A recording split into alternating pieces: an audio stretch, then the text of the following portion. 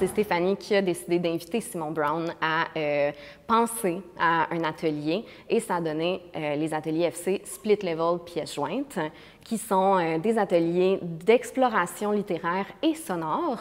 Donc, Stéphanie explore beaucoup le son dans sa pratique. Elle a un background plus en joaillerie, mais elle aime bien faire ce qu'elle appelle du bidouillage avec tout ce qui est sonore et médiatique, disons. Simon a un long parcours en littérature, en atelier de littérature aussi. Il a l'habitude de donner ce type d'atelier-là.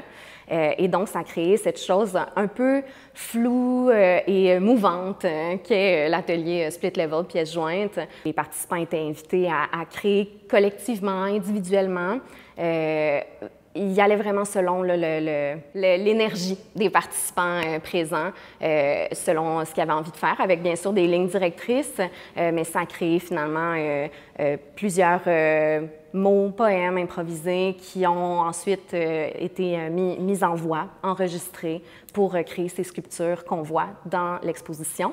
La mise en espace a été faite par Stéphanie et Simon, avec bien sûr l'idéation aussi là, des participants. Les objets comme tels viennent beaucoup de l'imaginaire des participants, là, un peu guidés par Stéphanie et Simon. C'est ça. Elle aime beaucoup ça, faire ça. C'est toujours réalisation de Geneviève, dans le fond? On avait choisi la maison parce que c'est à la fois comme un élément qui est universel, même quelqu'un qui vit dans une tente ou peu importe la personne, tout le monde, ça résonne à quelque part l'idée de la maison.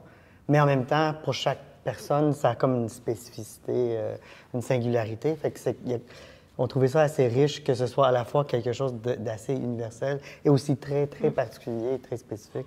Les ateliers comme tels, on commençait toujours avec des exercices collectifs.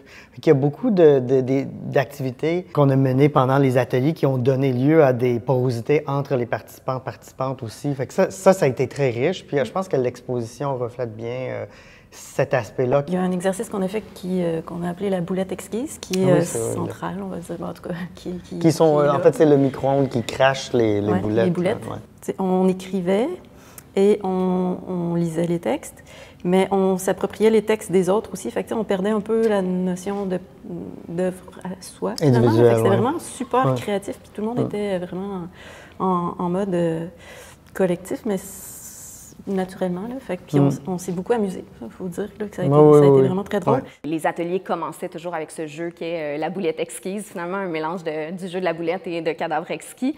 Et tout le monde contribuait à ça. Donc déjà, à la base, comme les boulettes se retrouvent dans l'exposition, tous les 15 participants ont contribué aux œuvres qui se trouvent dans l'installation. Stéphanie et Simon, on considère ça comme une grosse œuvre collective avec plusieurs objets individuels.